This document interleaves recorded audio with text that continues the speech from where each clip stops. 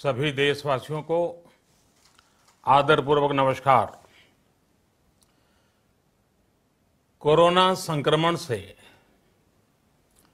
मुकाबला करते हुए दुनिया को अब 4 महीने से ज्यादा समय बीत गया है। इस दौरान तमाम देशों के 42 लाख से ज्यादा लोग कोरोना से संक्रमित हुए हैं। 2.25 लाख से ज्यादा लोगों की दुखद मृत्यु हुई है। भारत में भी अनेक परिवारों ने अपने स्वजन खोए हैं। मैं सभी के प्रति अपनी संवेदना व्यक्त करता हूं। साथियों, एक वायरस ने दुनिया को तहस नहस कर दिया है। विश्व भर में करोड़ों जिंदगियों संकट का सामना कर रही है। सारी दुनिया जिंदगी बचाने में एक प्रकार से जंग में जुटी है। हमने ऐसा संकट न देखा है, न ही सुना है। निश्चित तौर पर मानव जाति के लिए ये सब कुछ अकल्पनीय है। ये क्राइसिस अभूतपूर्व है। लेकिन थकना, हारना, टूटना, बिखरना मानव को मंजूर नहीं है। सतर्क रहते हुए ऐसी जंग के सभी नियमों का पालन करते हुए अब हमें बचना भी है और आगे बढ़ना भी है। आज जब दुनिया संकट में है, तब हमें अपना संकल्प और मजबूत करना होगा। हमारा संकल्प इस संकट से भी विराट होगा। साथियों, हम पिछली शताब्दी से ही लगातार सुनते आए हैं कि 21वीं सदी हिंदुस्तान की है। हमें कोरोना से पहले की दुनिया को, वैश्विक व्यवस्थाओं को विस्तार से देखने समझने का मौका मिला है। कोरोना संकट के बाद भी दुनिया में जो स्थितियां बन रही हैं, उसे भी हम निरंतर देख रहे हैं। जब हम दोनों कालखंडों को भारत के नजरिए से देखते हैं, तो लगता है कि 21वीं सदी भारत की हो, ये हमारा सपना ही नहीं, ये हम सभी की जिम्मेदारी भी है। लेकिन इसका मार्ग क्या हो?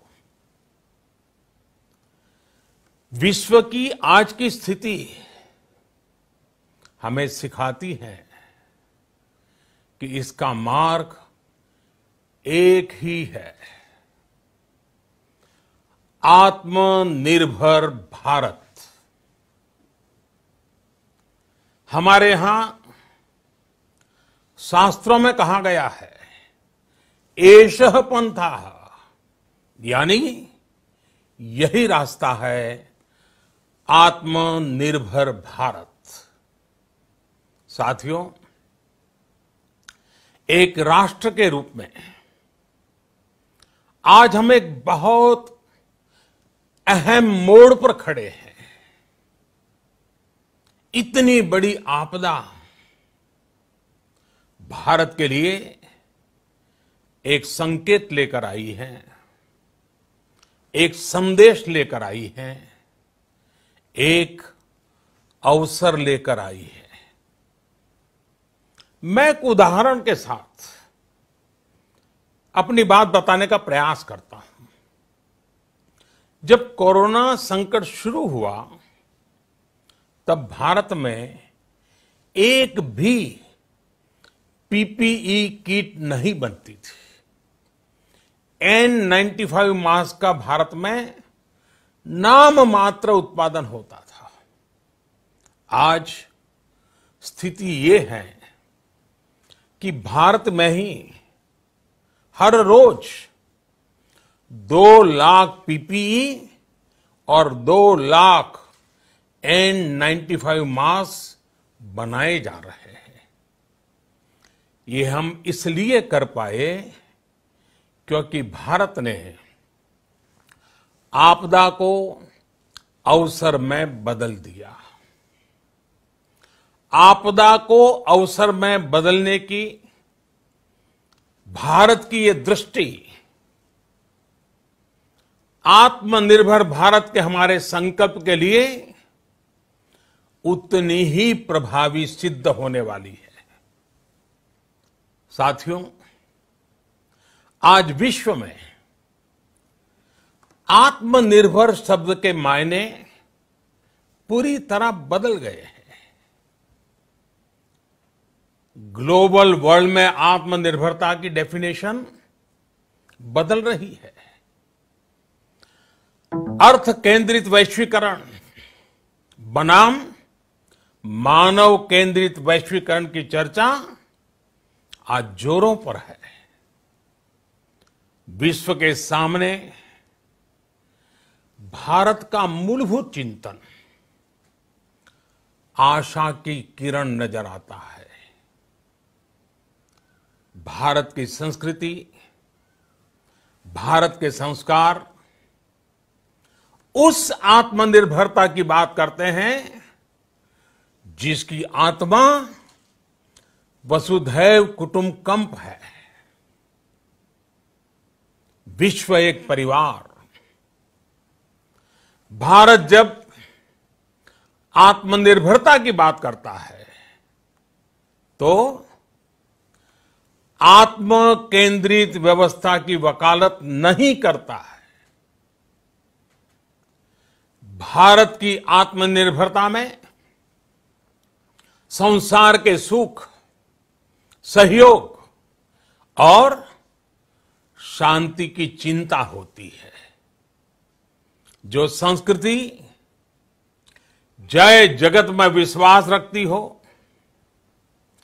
जो जीव मात्र का कल्याण चाहती हो, जो पूरे विश्व को परिवार मानती हो, जो अपनी आस्था में माता भूमि ही पुत्रो अहम पृथ्वी इसकी सोच रखती हो, जो पृथ्वी को मां मानती हो, वो संस्कृति, वो भारत भूमि जब आत्मनिर्भर बनती है तब उससे एक सुखी समृद्ध विश्व की संभावना भी सुनिश्चित होती है। भारत की प्रगति में तो हमेशा विश्व की प्रगति समाहित रही है। भारत के लक्ष्यों का प्रभाव, भारत के कार्यों का प्रभाव विश्व कल्याण पर पड़ता ही है। जब भारत खुले में शौच से मुक्त होता है तो दुनिया की तस्वीर भी बदलती है। टीबी हो, कुपोषण हो, पोलियो हो, भारत के अभियानों का असर दुनिया पर पड़ता ही है। International solar alliance global warming के खिलाफ भारत की दुनिया को सौगात है। इंटरनेशनल योगा दिवस की पहल मानव जीवन को तनाव से मुक्ति दिलाने के लिए भारत का उपहार है। जिंदगी और मौत की लड़ाई लड़ रही दुनिया में आज भारत की दवाइयां एक नई आशा लेकर पहुंचती है। इन कदमों से दुनिया भर में भारत की भूरी भूरी प्रशंसा होती है। तो स्वाभाविक है, हर भारतीय गर्व करता है। दुनिया को विश्वास होने लगा है कि भारत बहुत अच्छा कर सकता है, मानव जाति के कल्याण के लिए बहुत कुछ अच्छा दे सकता है। सवाल यह है कि आखिर कैसे? इस सवाल का भी उत्तर है 130 करोड़ देशवासियों का आत्मनिर्भर भारत का संकल्प। साथियों, हमारा सदियों का गौरवपूर्ण इतिहास रहा है। भारत जब समृद्ध था, सोने की चिड़िया कहा जाता था, संपन्न था, तब सदा विश्व के कल्याण की राह पर ही चला। वक्त बदल गया, देश गुलामी की जंजीरों में जकड़ गया। हम विकास के लिए तरसते रहे। आज फिर भारत विकास की ओर सफलतापूर्वक कदम बढ़ा रहा है। तब भी विश्व कल्याण की राह पर अटल है। याद करिए, इस शताब्दी की शुरुआत के समय Y2K संकट आया था। भारत के टेक्नोलॉजी एक्सपर्ट्स ने दुनिया को उस संकट से निकाला था। आज हमारे पास साधन है, हमारे पास सामर्थ्य है, हमारे पास दुनिया की सबसे बेहतरीन टैलेंट है। हम बेस्ट प्रोडक्ट्स बनाएंगे, अपनी क्वालिटी और बेहतर करेंगे, सप्लाई चेन को और आधुनिक बनाएंगे। ये हम कर सकते हैं और हम जरूर करेंगे। साथियों, मैंने अपनी आंखों के सामने कच्छ भूकंप के वो दिन देखे हैं। हर तरफ सिर्फ मलबा ही मलबा, सब कुछ ध्वस्त हो गया था। ऐसा लगता था मानो कच्छ मौत की चादर ओढ़कर सो गया हो। उस परिस्थिति में कोई सोच भी नहीं सकता था कि कभी हालत बदल पाएंगे। लेकिन देखते ही देखते कच्छ उठ खड़ा हुआ, कच्छ चल पड़ा, कच्छ बढ़ चला। यही हम भारतीयों की संकल्प शक्ति है। हम ठान लें तो कोई लक्ष्य असंभव नहीं, कोई राह मुश्किल नहीं। और आज तो चाह भी है, राह भी है। ये है भारत को आत्मनिर्भर बनाना। भारत की संकल्प शक्ति ऐसी है कि भारत आत्मनिर्भर बन सकता है। साथियों, आत्मनिर्भर भारत की ये भव्य इमारत 5 पिलर्स पर खड़ी होगी। पहला पिलर इकोनॉमी। एक ऐसी इकोनॉमी जो इंक्रीमेंटल चेंज नहीं बल्कि क्वांटम जंप लाए। दूसरा पिलर इंफ्रास्ट्रक्चर। एक ऐसा इंफ्रास्ट्रक्चर जो आधुनिक भारत की पहचान बने। तीसरा पिलर हमारी सिस्टम। एक ऐसा सिस्टम जो बीती शताब्दी की रीति नीति नहीं बल्कि 21वीं सदी के सपनों को साकार करने वाली टेक्नोलॉजी ड्रिवन व्यवस्थाओं पर आधारित हो। चौथा पिलर हमारी डेमोग्राफी। दुनिया की सबसे बड़ी डेमोक्रेसी में हमारी वाइब्रेंट डेमोग्राफी हमारी ताकत है। आत्मनिर्भर भारत के लिए हमारी ऊर्जा का स्रोत है। पांचवा पिलर डिमांड। हमारी अर्थव्यवस्था में डिमांड और सप्लाई चेन का जो चक्र है, जो ताकत है, उसे पूरी क्षमता से इस्तेमाल किए जाने की जरूरत है। देश में डिमांड बढ़ाने के लिए, डिमांड को पूरा करने के लिए हमारी सप्लाई चेन के हर स्टेक होल्डर का सशक्त होना जरूरी है।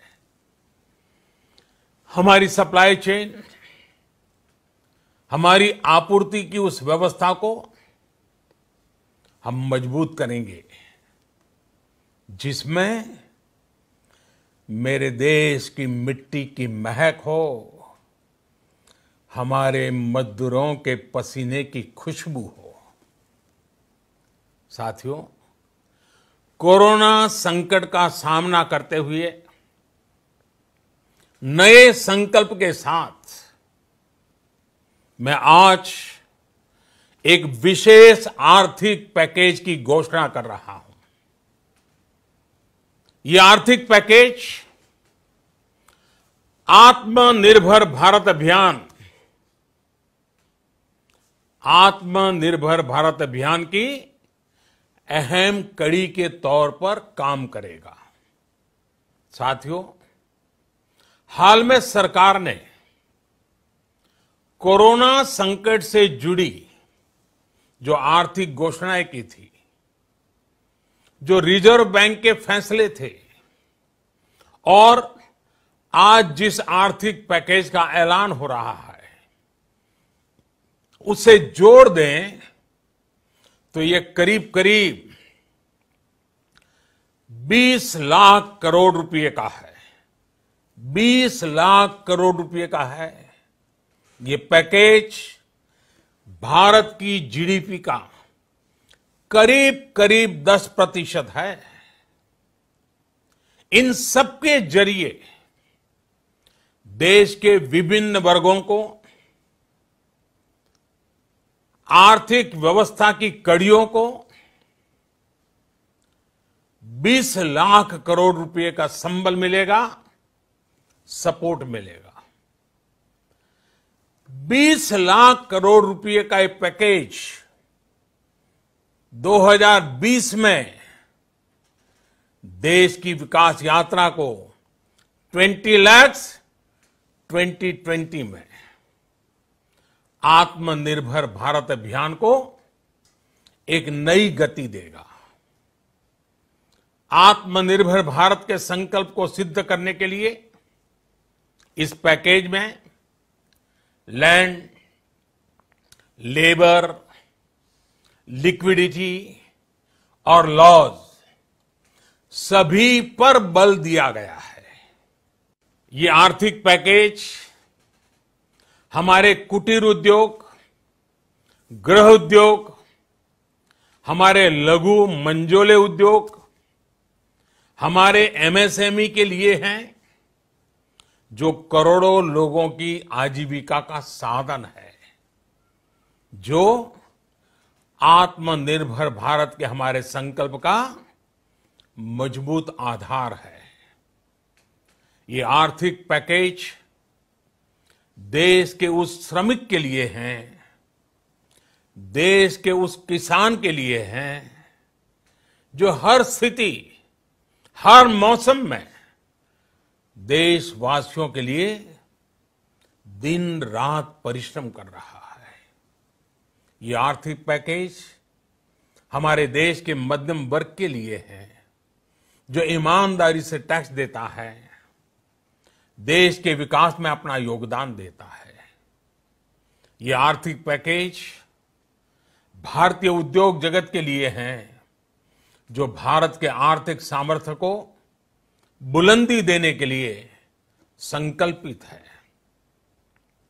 कल से शुरू करके आने वाले कुछ दिनों तक वित्त मंत्री जी द्वारा आपको आत्मनिर्भर भारत अभियान से प्रेरित इस आर्थिक पैकेज की विस्तार से जानकारी दी जाएगी। साथियों, आत्मनिर्भर भारत बनाने के लिए बोल्ड रिफॉर्म्स की प्रतिबद्धता के साथ अब देश का आगे बढ़ना अनिवार्य है। आपने भी अनुभव किया है कि बीते 6 वर्षों में जो रिफॉर्म्स हुए, उनके कारण आज संकट के इस समय भारत की व्यवस्थाएं अधिक सक्षम, अधिक समर्थ नजर आई है। वरना कौन सोच सकता था कि भारत सरकार जो पैसे भेजेगी वो पूरा का पूरा गरीब की जेब में, किसान की जेब में पहुंच पाएगा। लेकिन ये हुआ, वो भी तब हुआ जब तमाम सरकारी दफ्तर बंद थे, ट्रांसपोर्ट के साधन बंद थे। जनधन, आधार, मोबाइल, जेएएम, जैम की त्रिशक्ति से जुड़ा सिर्फ एक रिफॉर्म था, जिसका असर हमने अभी देखा। अब रिफॉर्म्स के उस दायरे को व्यापक करना है, नई ऊंचाई देनी है।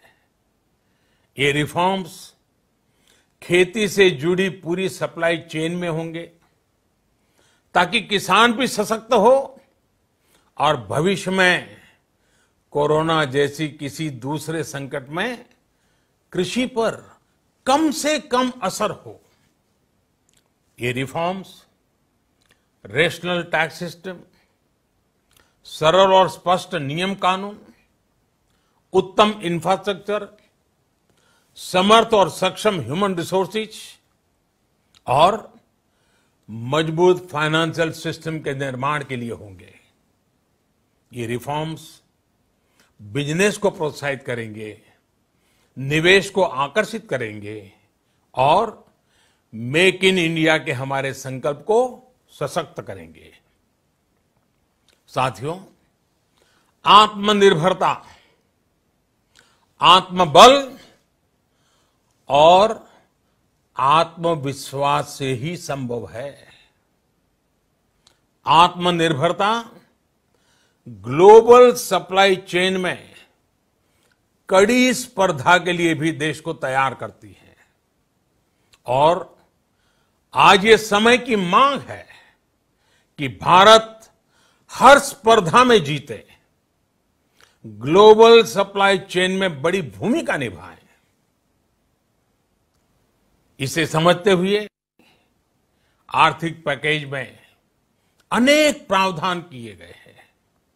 इससे हमारे सभी सेक्टर्स की एफिशिएंसी बढ़ेगी और क्वालिटी भी सुनिश्चित होगी। साथियों, ये संकट इतना बड़ा है कि बड़ी से बड़ी व्यवस्थाएं हिल गई हैं। लेकिन इन्हीं परिस्थितियों में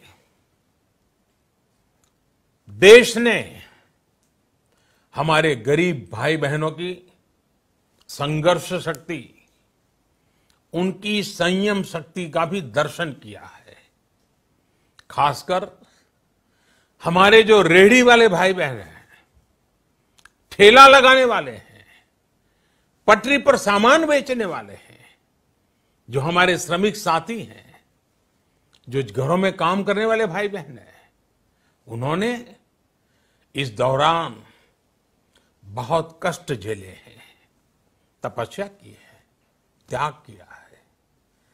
ऐसा कौन होगा जिसने उनकी अनुपस्थिति को महसूस नहीं किया?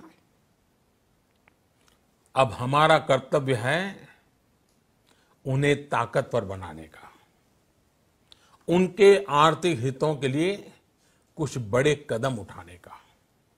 इसे ध्यान में रखते हुए गरीब हो, श्रमिक हो, प्रवासी मजदूर हो, पशुपालक हो, हमारे मछुआरे साथी हो, संगठित क्षेत्र से हो या असंगठित क्षेत्र से, हर तबके के लिए आर्थिक पैकेज में कुछ महत्वपूर्ण फैसलों का ऐलान किया जाएगा। साथियों, कोरोना संकट ने हमें local manufacturing, local market, local supply chain, इसका भी महत्व बराबर समझा दिया है।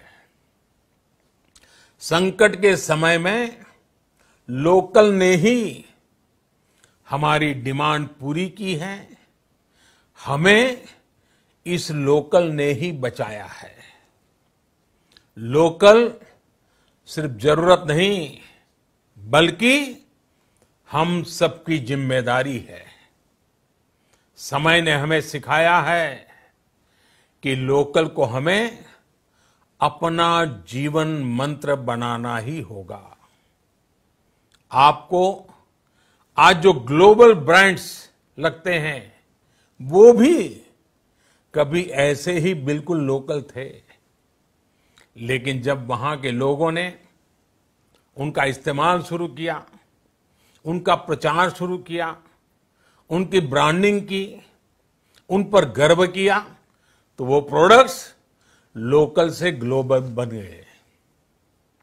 वो प्रोडक्ट्स लोकल से ग्लोबल बन गए। इसलिए आज से हर भारतवासी को अपने लोकल के लिए वोकल बनना है। लोकल के लिए वोकल बनना है। न सिर्फ लोकल प्रोडक्ट्स खरीदने हैं, बल्कि उनका गर्व से प्रचार भी करना है। मुझे पूरा विश्वास है कि हमारा देश ऐसा कर सकता है। आपके प्रयासों ने तो हर बार आपके प्रति मेरी श्रद्धा को और बढ़ाया है।